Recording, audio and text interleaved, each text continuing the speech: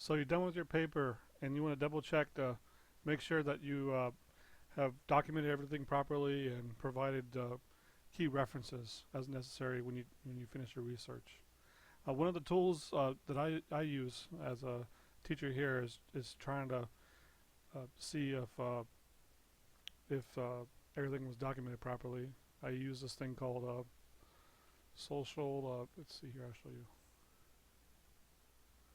It's a small business SEO tools. And basically, what it is it's for website designers and social media managers. And what they do is they use this site before they actually publish an article or a new piece of information for the public.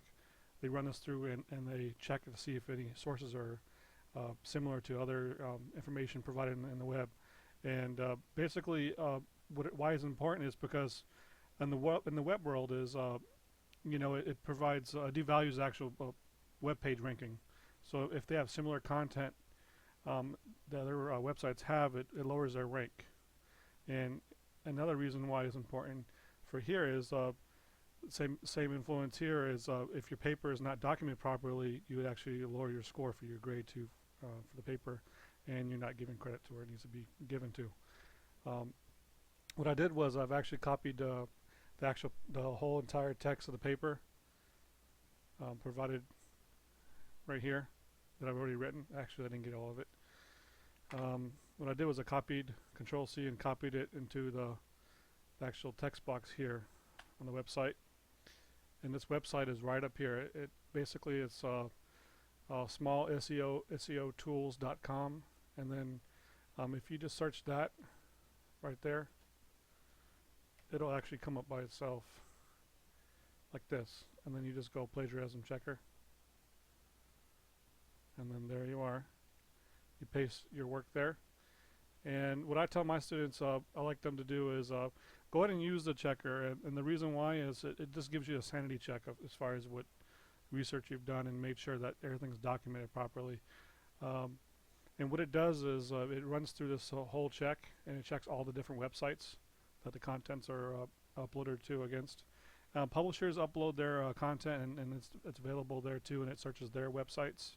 So any kind of books, any kind of content you get from your actual textbook will show up here too. Any kind of content you get from like an article will show up here. So what it does is it just cross-references all the websites, and it checks to see if there's any similar syntax within the actual words itself. Basically, once you've done this whole report here, you should have nothing that's lower than 70% unique. So in other words, all your content that you write in your paper should be at least 70% or more your own. Even if you paraphrase it, that's fine, but as long as you're providing that reference back to where you obtain information from. Here, once it's finished, I'll show you what it does here. Usually it's pretty fast. So right now, this content here is 94% unique. We're not quite done yet. We're just trying to make sure that we're actually catching everything here. So what you do is, when you're done with the report here, you click on the link here, and it provides you two different, or at least a few different, we call it spaces where you can define the text set. So what it did was it highlighted in bold as far as what text it found from your paper, and then it provided an actual website that it can be found. And you still got to do the scrubbing here to see if it's relevant. And what I'm showing you here, once it goes to the website, just click on a link. Okay.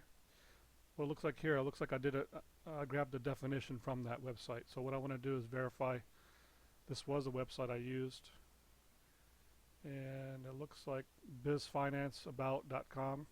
That's definitely not the proper way to cite this. I'll show you that too real quick. And then, yep, so bizfinance.com. This is the actual website that we obtained information from. What I want to show you next is, once we finish this one, yep, there's only one.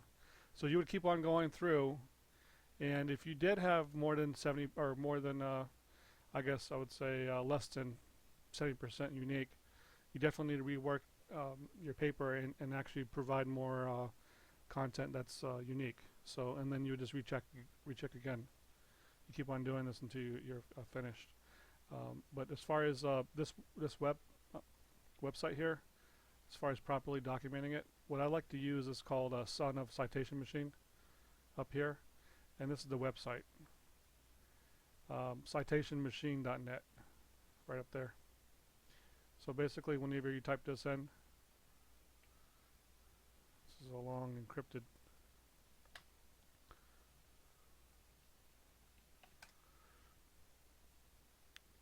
It's going to ask you what is your style.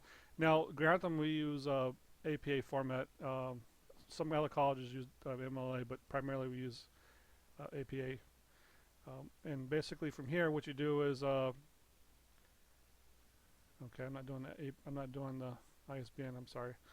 What we're doing here is you select basically if it's print or non-print, and depending on what type of resource you're obtaining from, it could have been your book at home or your textbook or even online journal, magazine. But what I did here was a web page. And here, look, it says here you can paste it. So I'm going to go to that web page, copy there, and then paste it right into the box. And then search. And look here, it's already in the database, so it recognizes that one. Sometimes you're not that lucky, but you know, just follow the prompts here. And once you finish filling out the prompts, I'll show you what it does. One second. It's asking for the title of the. Okay. Okay, title of the hosting site.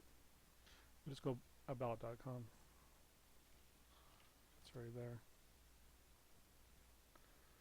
And it's just normally you have to look for the date. This one here doesn't have a date, and that's okay. Let's see here. I use 2013 because of the copyright. I'm not for sure exactly. Normally the articles that are published, they do have the date there underneath the author's name. So what I did was put 2013, and then you go all the way down. Basically this is automatically populated for you. Date retrieved. This is important because websites are dynamic content and they change. So it's important to put the date you retrieved it there, and then make citation. Now here, if you noticed, what it is it provides you the actual, if you're familiar with the APA formatting, provides you the actual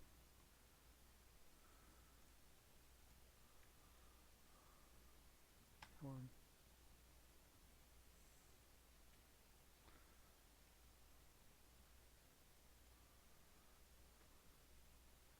So basically this is the actual reference for that. And notice that these are all alphabetical orders, so I went ahead and put that one last because it was the next one in order.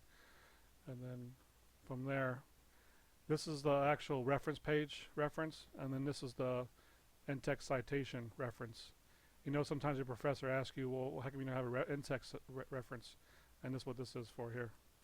This actually goes at the end of the statement, where you put the work at, which was right up here.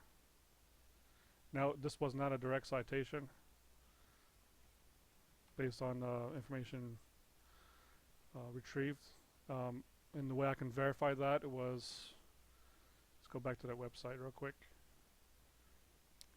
And also so firm to operate, okay. So firm, where'd it go? Firm to operate. It is so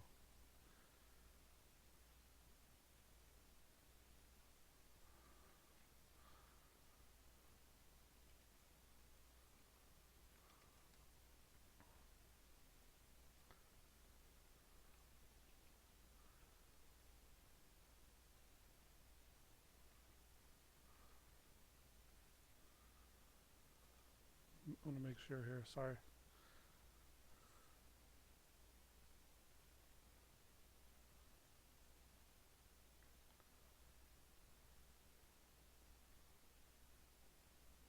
It is, well, okay. So this whole thing is direct cited from the website. So what you have to do is put the quotes in there, and then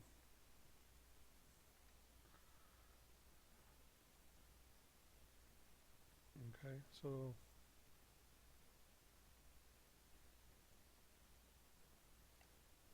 this goes here, and then you actually need a comma, and then usually it's a year, but since there's no date, you put no date.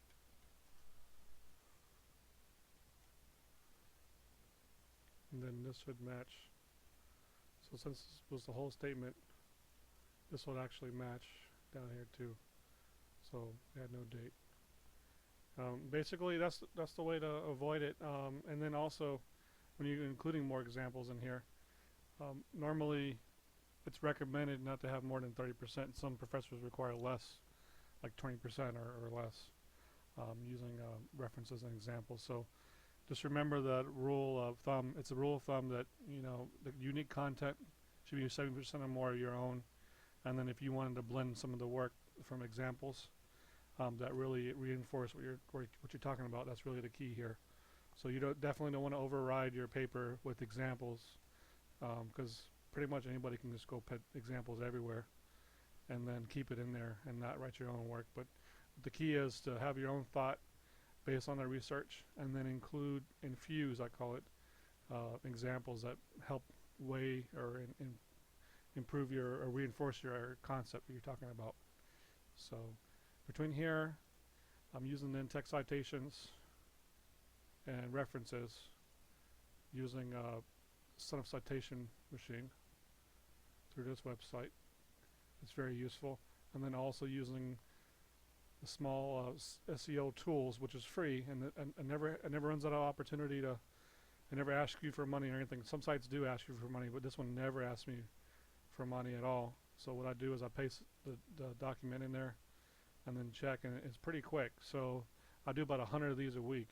So can you imagine only doing a few papers a week through here? It's not going to charge you money at all, and it's definitely efficient, and it'll help save you time too. It'll help you double check your work and make sure you're on track for submitting your paper with proper documentation.